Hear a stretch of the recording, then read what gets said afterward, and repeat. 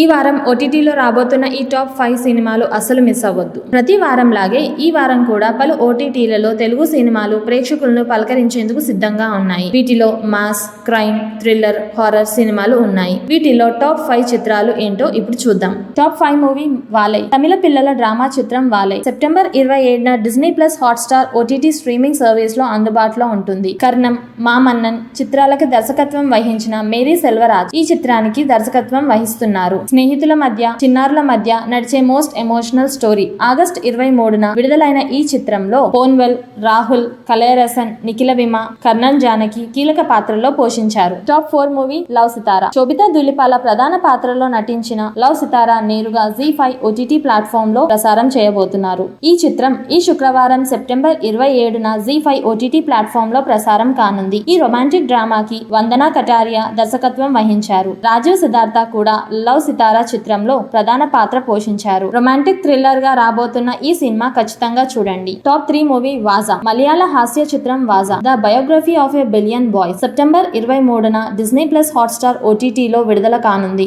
ఆనంద్ మెనన్ దర్శకత్వం వహించిన ఈ చిత్రం ఆగస్ట్ 15న థియేటర్లలోకి విడుదల అయ్యి సూపర్ హిట్ అయ్యింది. సుజీ సన్నీ, జ్యోతియాల్, అమిత్, సాహు సోదరులు మరియు అనురాజ్ ఇందులో ముఖ్య పాత్రలు పోషించారు. Top 2 movie Demonte colony 2. Horror thriller Demonte colony 2 September 27న ZEE5 ఓటీటీ ప్లాట్ఫామ్ లో ప్రసారం చేయడానికి అందుబాటులో ఉంటుంది. తమిళంలో ఆగస్ట్ 15న విడుదలైన ఈ చిత్రం వారం తర్వాత తెలుగులోనూ విడుదలైంది. మొదటి భాగం తెలుగులో థియేటర్లలో విడుదల అయిన పెద్దగా పట్టించుకోలేదు. కానీ ఇదే సినిమా యూట్యూబ్ లో విడుదల చేస్తే ఎగబడి చూశారు ప్రేక్షకులు. దీంతో సెకండ్ పార్ట్ పై తెలుగులో బజ్ ఏర్పడింది. దీనికి తగ్గట్టు ఓపెనింగ్స్ కూడా వచ్చాయి. ఈ చిత్రానికి అజయ్ గణముత్తు దర్శకత్వం వహించగా ప్రియా భవానీ శంకర్ ప్రధాన పాత్రల్లో నటించారు. డిమాంటీ కాలనీ 2 సెప్టెంబర్ 27న ZEE5 లో తమిళం మరియు తెలుగులో విడుదల అవుతుంది. టాప్ 1 మూవీ సరిపోదా శనివారం. నాని ప్రధాన పాత్రల్లో నటించిన ఈ చిత్రాన్ని వివేక్ ఆత్రేయ దర్శకత్వం వహించారు. SJ సూర్య ఈ సినిమాలో పోలీస్ ఆఫీసర్ పాత్రలో నటించారు. ఆగస్ట్ 29 థియేటర్లలో విడుదల అయిన ఈ సినిమా